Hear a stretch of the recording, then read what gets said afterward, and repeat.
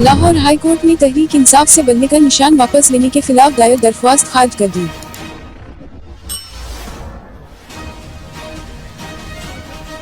पाकिस्तान मुस्लिम league नून के सदर शहबाज शरीफ ने पार्टी रहनुमाओं को हल्कों में अवाम को पार्टी के मुआशी एजेंडे से आगाह करने की हदायत दे दी।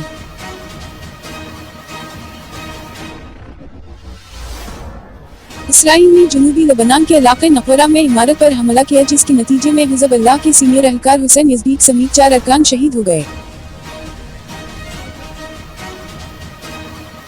इस्लामाबाद में बलूच यकजहती कमेटी का धरना 13वीं रोज भी जारी है। ख्वातीन, बच्चे और बुजुर्ग मुजाहिरीन कैंप में मौजूद हैं।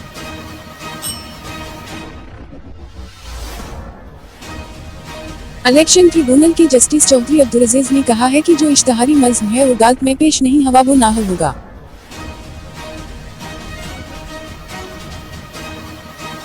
पाकिस्तान मुस्लिम लीग नून की रहनुमा मरियम नवाज की जानिब से अपने कागजात नामजदगी के साथ जमा कराए गए असासों की तफसीलात सामने आ गई हैं।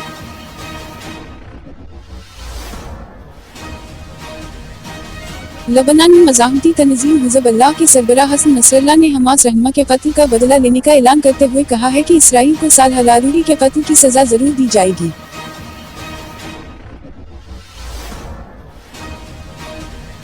Chairman Pakistan Peoples Party Bilawal Bhutto ने पाकिस्तान मुस्लिम लीग नून और पीटीआई को अशराफिया की नुमाइंदा जमातें करार देते हुए कहा है कि उन दोनों को मक़तूल कुव्वतों ने पंजाब पर मुसलत किया है।